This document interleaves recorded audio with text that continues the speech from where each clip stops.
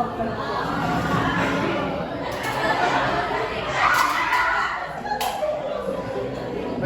Assalamualaikum warahmatullahi wabarakatuh.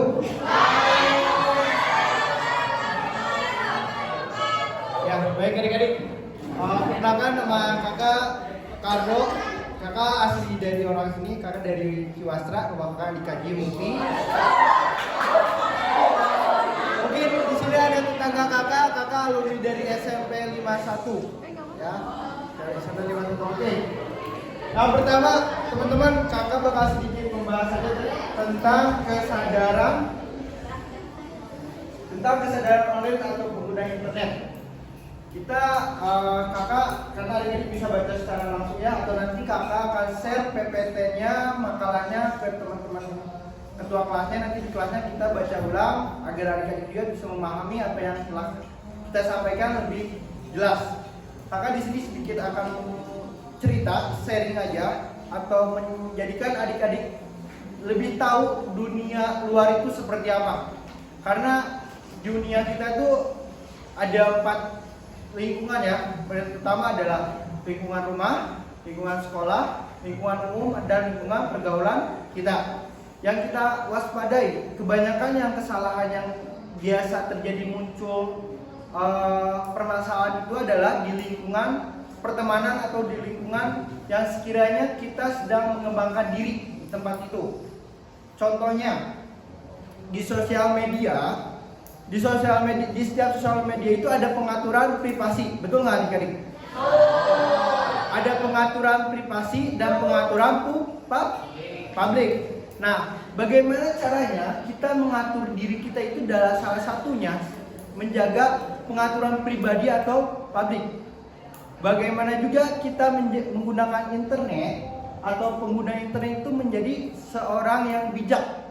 Jangan sampai ini menjadi permasalahan yang baru mungkin di dunia pendidikan atau di dunia anak-anak sekarang. Sekarang itu generasi yang terbaru itu ada lagi Pak Bu dan teman-teman, ada namanya generasi popcorn. Udah dengar belum? Nah, itu di generasi terbaru atau generasi popcorn. Tahu nggak kenapa dikasih nama generasi popcorn? Nah, bisa jadi. Enggak. Proses disebut generasi popcorn itu adalah prosesnya. Teman-teman mungkin yang udah pernah masak popcorn itu kalau dimasak gimana? Bebeletukan enggak? Nah, bebeledugan. Nah, anak-anak zaman sekarang juga seperti itu. Belum memahami informasi, baru matangnya setengah matang udah bebeletukan. Popcorn kayak gitu ya kalau masak ya. Nah, bagaimana kita jangan menjadikan kita sebagai generasi popcorn. Oke, kita bahas secara relevan aja lah. Mungkin teman-teman harus mengetahui permasalahan yang sekarang ada di dunia di sosmed, terutama di Instagram yang mungkin saya lihat di dunia Instagram atau di dunia Facebook, yang suka melihat secara terbuka itu adalah digital marketingnya atau marketingnya itu seperti mungkin teman-teman jangan sampai teman-teman menjadikan salah satunya adalah penjual atau mempromosikan situs-situs judi online.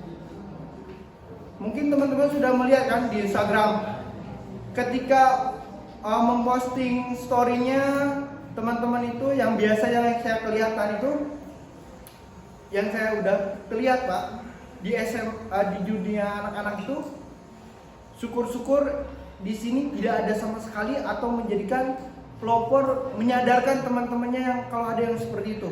Karena bahayanya digital marketing itu yaitu salah satunya menjualkan atau mempromosikan hal-hal yang sudah jelas dilarang secara agama, secara norma hukum, dan secara norma sosial. Karena mungkin teman-teman di sini sudah tahu ya bahayanya berjudi itu seperti apa.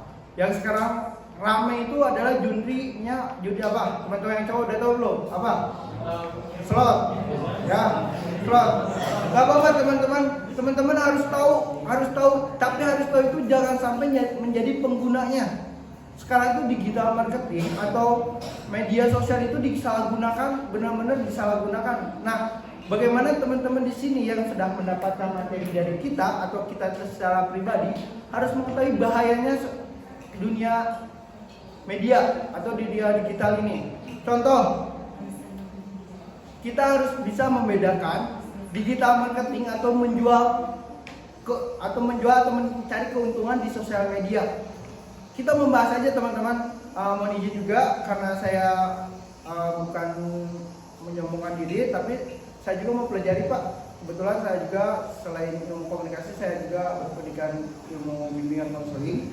Permasalahan yang pernah saya pelajari di kuliah itu, karena saya ingin tahu secara detail, teman-teman juga harus tahu aplikasi hijau atau aplikasi micet.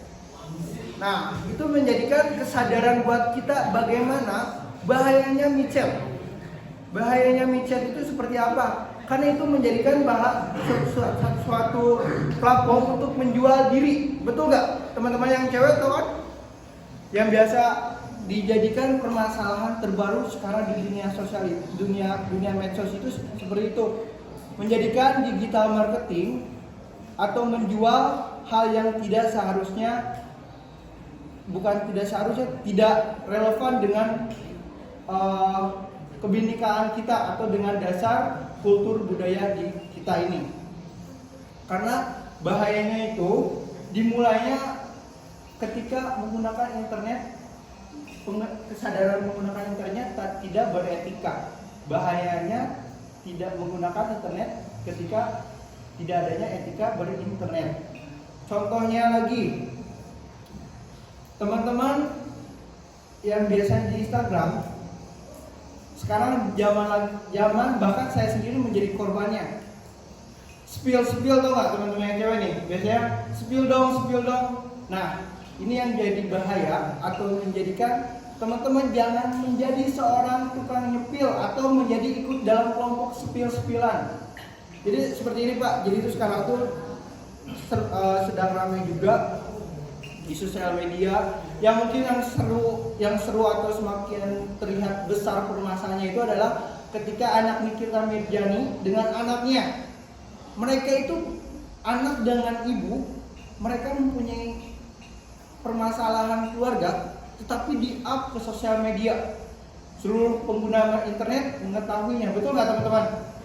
Nah, bagaimana perasaannya ketika teman-teman sendiri menjadi korbannya, menjadi korban yang disepil? Dan saya juga merasakan ketika disepil, saya tuh ingin sepil balik Pak.